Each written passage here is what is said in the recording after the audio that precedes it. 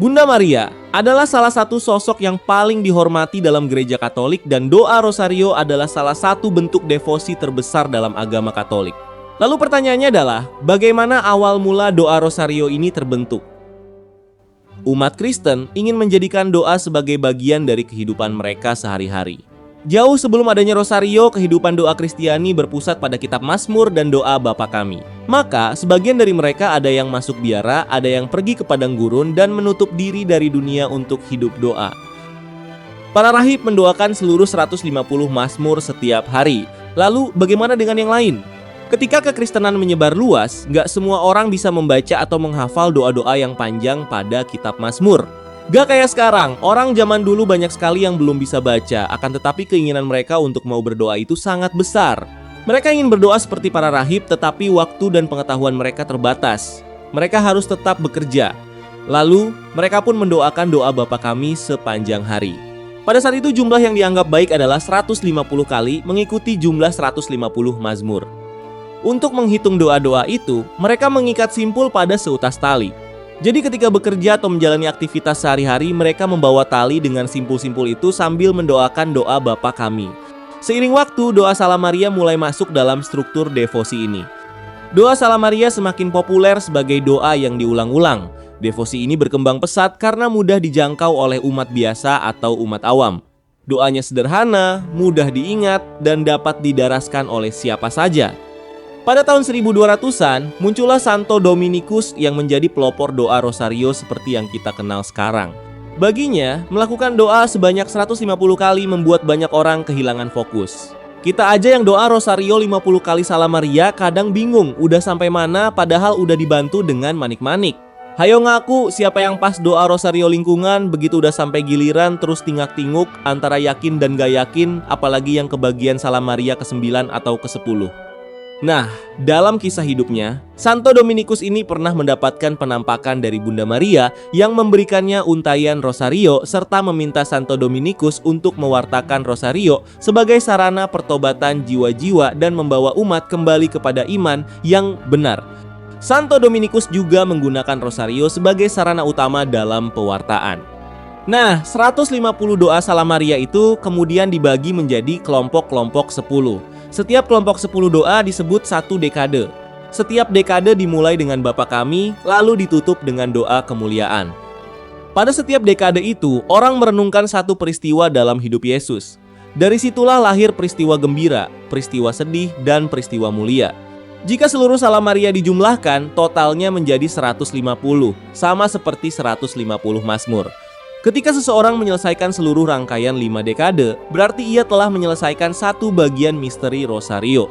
Saat ini umumnya rosario yang digunakan berjumlah 50 Salam Maria atau satu rangkaian peristiwa. Dengan adanya peristiwa-peristiwa dalam doa rosario, umat Kristen mulai secara teratur merenungkan kehidupan Yesus. Contohnya peristiwa gembira kelahiran Yesus. Seberapa sering kita merenungkan kelahiran Yesus dalam kehidupan sehari-hari di luar masa Natal, begitu pula dengan peristiwa penyaliban Yesus misalnya. Nah, ketika kita berdoa rosario, setidaknya setiap beberapa hari sekali, bahkan mungkin setiap hari, kita kembali merenungkan misteri inkarnasi, yakni misteri Allah, yang merendahkan dirinya dan masuk ke dalam kehidupan kita. Itulah bagaimana orang mulai mendoakan rosario seperti yang kita kenal sekarang. Doa rosario adalah perpaduan antara doa lisan dan meditasi batin, antara pengulangan dan kontemplasi. Doa rosario semakin diteguhkan melalui dukungan para paus. Salah satu momen paling terkenal terjadi pada tahun 1571 dalam pertempuran Lepanto antara Kesultanan Ottoman dan pasukan Kristen. Paus Pius kelima yang berasal dari Ordo Dominikan mengajak seluruh umat Kristen untuk mendoakan rosario demi kemenangan. Ketika armada Kristen berhasil menangkan pertempuran, kemenangan itu dianggap sebagai hasil perantaraan Santa Perawan Maria melalui doa rosario. Sebagai ungkapan syukur, Paus Pius kelima menetapkan Pesta Santa Maria Ratu Kemenangan yang kemudian diubah namanya menjadi Pesta Santa Perawan Maria Ratu Rosario yang dirayakan setiap tanggal 7 Oktober.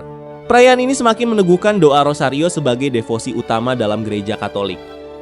Pada abad ke-19, Paus Leo ke-13 yang sering dijuluki Paus Rosario menulis banyak surat mengenai rosario dan sangat mendorong pendarasannya setiap hari.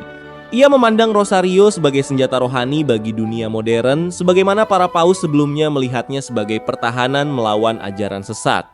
Rosario juga sangat powerful sebagai sarana untuk melawan kuasa jahat. Pada abad ke-20, Rosario tetap berakar kuat dalam kehidupan Katolik. Paus Pius ke-12 dan Paus Paulus ke-6 sama-sama menegaskan nilai penting Rosario. Penampakan Bunda Maria yang populer seperti di Lourdes dan Fatima semakin memperkuat tempat Rosario dalam devosi Katolik. Pada tahun 1917 di Fatima, Bunda Maria dikisahkan menampakkan diri dan meminta umat beriman untuk mendoakan Rosario setiap hari demi perdamaian dan pertobatan para pendosa. Pada tahun 2002, Paus Yohanes Paulus II menerbitkan surat apostolik Rosarium Virginis Mariae atau Rosario Santa Perawan Maria. Dalam dokumen tersebut, ia menegaskan kembali Rosario sebagai doa yang berpusat pada Kristus dan memperkenalkan satu rangkaian misteri baru, yaitu peristiwa terang. 5 misteri baru ini berfokus pada peristiwa-peristiwa penting dalam pelayanan publik Kristus, baptisannya di Sungai Yordan, mukjizat di Kana, pewartaan kerajaan Allah, transfigurasi Yesus, dan penetapan Ekaristi. Dengan tambahan ini, misteri Rosario berkembang dari 15 menjadi 20 misteri, sehingga memberikan meditasi yang lebih lengkap mengenai kehidupan Kristus. Saat ini, Rosario tetap menjadi salah satu devosi paling banyak dipraktikkan dalam gereja Katolik. Rosario didaraskan secara pribadi maupun bersama di paroki-paroki dan keluarga-keluarga, di tempat ziarah Bunda Maria, hingga dalam acara-acara besar gereja Katolik. Rosario juga mulai masuk dalam dialog ekumenis dan antaragama karena pola doanya yang repetitif dan sifat meditatifnya memiliki kesamaan dengan praktik spiritual dalam tradisi agama lain.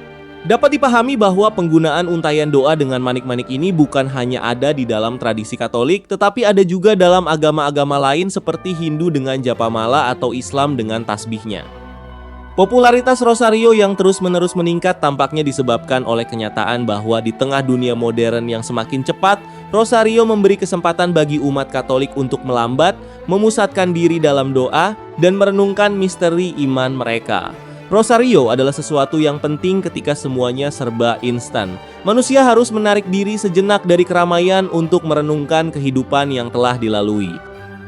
Sejarah Rosario sangat kaya dan kompleks. Rosario adalah tradisi yang hidup. Ia merupakan doa yang telah menemani umat Kristen melewati abad demi abad, melewati peperangan, wabah penyakit, penganiayaan, dan pergumulan pribadi.